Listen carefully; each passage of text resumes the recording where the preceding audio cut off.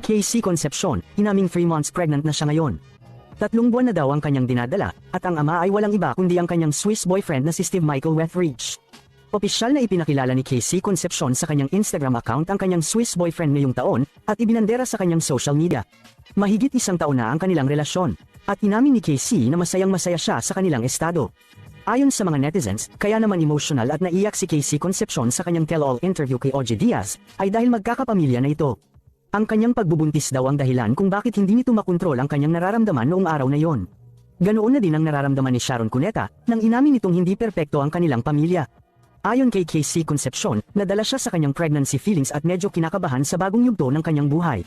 Inamin niyang unexpected ang kanyang pagkakaroon ng baby dahil gusto pa nilang mag-explore sa iba't ibang bansa kasama ang boyfriend.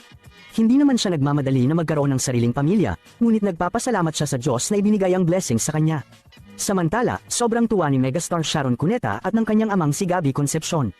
Excited na ang mga ito na masilayan ng little Casey in the future. Naiyak naman si megastar Sharon Cuneta sa balita dahil alam naman natin kahit may di pagkakaintindihan ang mag-ina ay mahal na mahal pa rin niya ito.